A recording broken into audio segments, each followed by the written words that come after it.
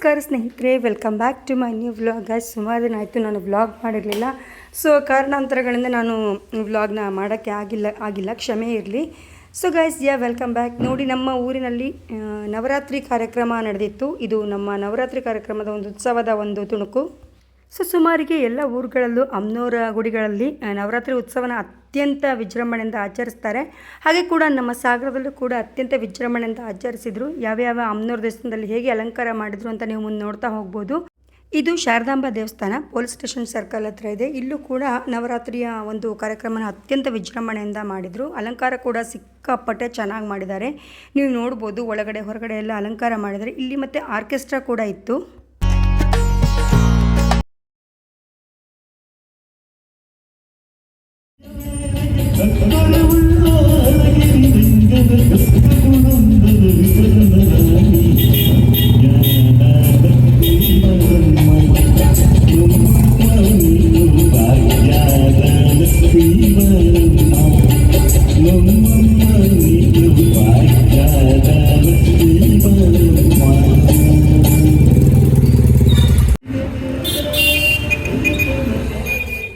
ತೀರ್ಥ ಪ್ರಸಾದ ತಗೊಂಡು ಶಾರದಾಂಬೆಗೆ ಕೈ ಮುಗಿದು ನಾ ಮುಂದೆ ಬಂದಿದ್ದು ಮಾರಿಗುಡಿಗೆ. ಇದು ಸಾಗರ್ ಹೋಟೆಲ್ ಸರ್ಕಲ್ ಹತ್ರ ಇದೆ. ಮಾರಿಗುಡಿ ತವರ ಮನೆ ಮತ್ತು ಮಾರಿಗುಡಿ ಗಂಡನ ಮನೆ. ಇಲ್ಲೂ ಕೂಡ ಅತ್ಯಂತ ವಿಜೃಂಭಣೆಯಿಂದ ನವರಾತ್ರಿ ಉತ್ಸವನ ಆಚರಣೆ ಮಾಡ್ತಾರೆ. ನೀವು ನೋಡ್ಬೋದು, ದೇವಿಗೆ ನಾನು ಹೋಗಿದ್ದಿನ ಕಾಯಿನ್ಸಿನ ಒಂದು ಅಲಂಕಾರವನ್ನು ಮಾಡಿದ್ರು.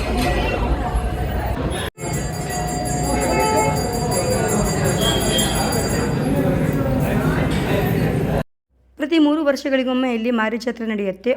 ಅತ್ಯಂತ ವಿಜೃಂಭಣೆಯಿಂದ ಮಾರಿ ಜಾತ್ರೆ ಕೂಡ ನಡೆಯುತ್ತೆ ಫ್ರೆಂಡ್ಸ್. ಇಲ್ಲಿ ಐತಿಹಾಸಿಕ ಜಾತ್ರೆ ಅಂತಲೇ ಹೇಳ್ಬೋದು. ಈ ವರ್ಷ ಅಂದರೆ 2026ಕ್ಕಿದೆ ಮಾರಿ ಜಾತ್ರೆ. ಮತ್ತು ಈ ಜಾತ್ರೆ ಸಂದರ್ಭದಲ್ಲಿ ಸುಮಾರು 13 ಅಡಿ ಎತ್ತರದ ಬೃಹತ್ ಮರದ ಶ್ರೀ ದೇವಿಯ ವಿಗ್ರಹವನ್ನು ಪ್ರತಿಷ್ಠಾಪಿಸಲಾಗತ್ತೆ. ಒಂದು ಕಡೆ ಅವಾಗ ನೋಡಿದ್ದು ನೀವು ಮಾರಿಗುಡಿ ತವರು ಮನೆ, ಆದರೆ ಮುಂದೆ ನೀವು ನೋಡೋದು ಮಾರಿಗುಡಿಯ ಗಂಡನ ಮನೆ. ಇದು ಕೂಡ ಸಾಗರ್ ಹೋಟೆಲ್ ಸರ್ಕಲ್ ಬರುತ್ತೆ ಅಂತ ಹೇಳ್ತೀನಿ ನೋಡಿ. ಇದೇ ಮಾರಿಗುಡಿಯ ಗಂಡನ ಮನೆ. ಸೊ ಇಲ್ಲಿ ನಾನು ಒಳಗೆ ಹೋಗಲಿಕ್ಕೆ ಆಗಲೇ ಇಲ್ಲ ಗೈಸ್. ಯಾಕೆ ಗೊತ್ತಾ, ನೀವು ನೋಡ್ತಿರ್ಬೋದು, ಸಿಕ್ಕಾಪಟ್ಟೆ ಕ್ಯೂ ಇತ್ತು. ಹಾಗಾಗಿ ನಾನು ನೆಕ್ಸ್ಟ್ 1-2 ದಿನ ಬಿಟ್ಟು ಹೋಗಿದ್ದೀನಿ. ಆ ವಿಡಿಯೋ ಕೂಡ ನಿಮಗೆ ಮುಂದೆ ಬರುತ್ತೆ. ಸೊ ಅದ ನಂತರ ಮುಂದೆ ಬಂದಿದ್ದು ನಾನು ಕಾಳಿಕಾಂಬಾ ದೇವಸ್ಥಾನ. ಇದು ಕೂಡ JC ರಸ್ತೆಯಲ್ಲಿದೆ, ಮಾರಿಗುಡಿ ಗಂಡನ ಮನೆ ರಸ್ತೆಯಲ್ಲಿ ಸ್ವಲ್ಪ ಮುಂದೆ ಬಂದರೆ ಹಾಗೆ ಅಲ್ಲೇ ಸಿಗುತ್ತೆ ಕಾಳಿಕಾಂಬಾ ದೇವಸ್ಥಾನ. ಇಲ್ಲೂ ಕೂಡ ಪ್ರತಿ ವರ್ಷದಂತೆ ಅತ್ಯಂತ ವಿಜೃಂಭಣೆಯಿಂದ ನವರಾತ್ರಿ ಉತ್ಸವನ ಮಾಡ್ತಾರೆ ನೋಡಿ. ಇಲ್ಲೂ ಕೂಡ ಮುತ್ತೈದೆಯರು ಬಂದು ಉಡಿ ಸೇವೆಯನ್ನು ಕೊಡ್ತಾರೆ. ನೀವು ಆಲ್ರೆಡಿ ನೋಡ್ತಿರ್ಬೋದು ಕೊಡ್ತಾ ಇರೋದನ್ನು. ಸೊ ಇಲ್ಲೂ ಕೂಡ ಸಿಕ್ಕಾಪಟ್ಟೆ ಚೆನ್ನಾಗಿ ಅಲಂಕಾರ ಮಾಡಿದ್ದಾರೆ ಗೈಸ್, ನೀವು ನೋಡ್ಬೋದು. ಸೊ ಹೀಗಿದೆ ನಮ್ಮ ಊರಿನ ಒಂದು ಕಾಳಿಕಾಂಬಾ ದೇವಸ್ಥಾನ.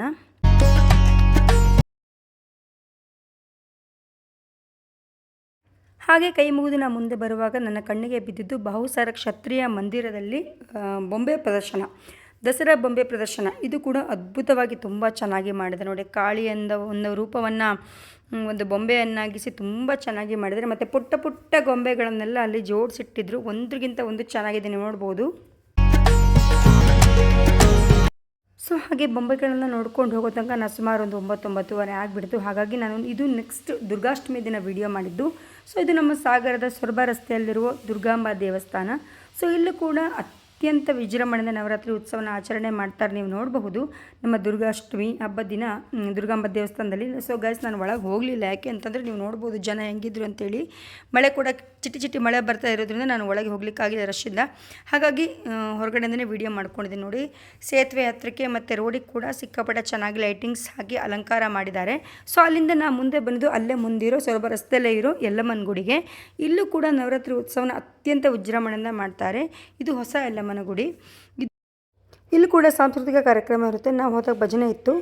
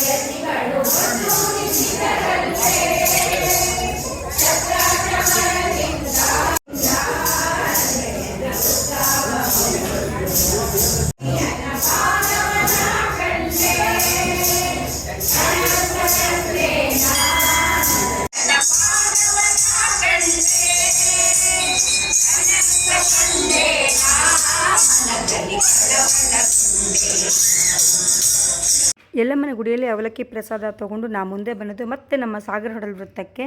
ಯಾಕೆ ಅಂತಂದರೆ ಇದು ಸಾಗರ ಹೊಡಲ್ ವೃತ್ತ ನೋಡಿ, ನವರಾತ್ರಿ ನಮಸ್ಯ ಕಾರ್ಯಕ್ರಮ ನಡೀತಿರೋದ್ರಿಂದ ನಮ್ಮೂರಲ್ಲಿ ಸಿಕ್ಕಾಪಡೆ ವಿಜೃಂಭಣೆಯಿಂದ ಲೈಟಿಂಗ್ಸ್ ಡೆಕೋರೇಷನ್ ಮಾಡಿದ್ದಾರೆ. ಹಬ್ಬದ ಹಿಂದಿನ ದಿನ ಹೋಗಿದ್ದರಿಂದ ನಾನು ನೋಡಿ, ಆಯುಧ ಪೂಜೆ ಹಿಂದಿನ ದಿನ ಹೋಗಿದ್ದರಿಂದ ಇಲ್ಲಿ ಎಲ್ಲ ಆಯುಧ ಪೂಜೆಗೆ, ಅಂಗಡಿ ಪೂಜೆಗಳಿಗೆ ಬಾಳೆ ಗಿಡ, ಕಬ್ಬಿನ ಗಿಡ ಎಲ್ಲ ಇಟ್ಕೊಂಡಿದ್ದಾರೆ. ಹೂವು, ಚೆಂಡು ಹೂವನ್ನ ಇಟ್ಕೊಂಡಿದ್ದಾರೆ. ಒಂಥರ ಹಬ್ಬದ ಕಳೆ ಎದ್ದು ಕಾಣ್ತಿತ್ತು ನಮ್ಮೂರಲ್ಲಿ. ಸೊ ಇದು ಮಾರಿಗುಡಿ ಸರ್ಕಲ್. ಸೊ ಇಲ್ಲೂ ಅಷ್ಟೇ ಕೂಡ ಡೈಲಿ ಸಾಂಸ್ಕೃತಿಕ ಕಾರ್ಯಕ್ರಮ ಇತ್ತು. ಒಂದಿನ ಆರ್ಕೆಸ್ಟ್ರಾ, ಒಂದಿನ ಭಜನೆ, ಒಂದಿನ ಭರತನಾಟ್ಯ, ಹೀಗೆ ಕಾರ್ಯಕ್ರಮ ಇತ್ತು. ನಾನು ಹೋಗಿದ್ದಿನ ಆರ್ಕೆಸ್ಟ್ರಾ ಇತ್ತು, ಜನಪದ ಕಲರವ ಅಂತ, ಜನಪದ ಹಾಡಿನ ಒಂದು ಆರ್ಕೆಸ್ಟ್ರಾ ಇತ್ತು. ತುಂಬ ಚೆನ್ನಾಗಿ ಹಾಡು ಹೇಳಿದ್ರು. ನಿಮಗೂ ಕೇಳಿಸ್ತೀನಿ, ಕೇಳಿ.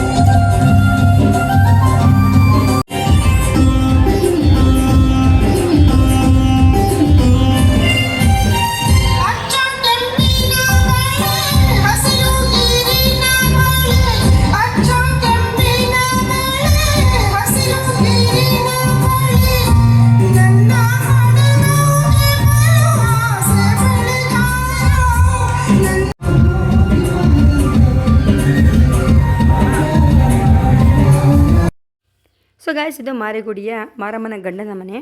ನೀವು ನೋಡ್ತಿರ್ಬೋದು ಹೇಗೆ ಕ್ಯೂ ಸಿಸ್ಟಮ್ ಇದೆ ಅಂತ. ಅವತ್ತು ಜನ ಹಾಗೇ ಇದ್ದರು, ಇವತ್ತು ಕೂಡ ಹಾಗೆ ಜನ ಇದ್ದರೆ. ಇಲ್ಲಿ ಯಾವಾಗೂ ಅಷ್ಟೇ ನವರಾತ್ರಿ ಟೈಮಲ್ಲಿ ಮತ್ತು ಶುಕ್ರವಾರ, ಮಂಗಳವಾರ ಹೀಗೆ ಕ್ಯೂ ಇರುತ್ತೆ. ಸೊ ನಾನು ಕ್ಯೂ ಅಲ್ಲಿ ನಿಂತ್ಕೊಂಡಿಲ್ಲ, ಏನಕ್ಕಂದರೆ ರಶ್ ಇರೋದ್ರಿಂದ. ನಾನು ಪಕ್ಕ ಒಂದು ಬದಿಯಿಂದ ಹೋಗಿ ನೋಡಿ, ನಾನು ನಿಮಗೆ ತೋರಿಸಿದ್ದೀನಿ, ಝೂಮ್ ಮಾಡಿ ತೋರಿಸಿದ್ದೀನಿ ನಾನು ನಿಮಗೆ ಅಮ್ಮನವರ ಒಂದು ಅಲಂಕಾರನ.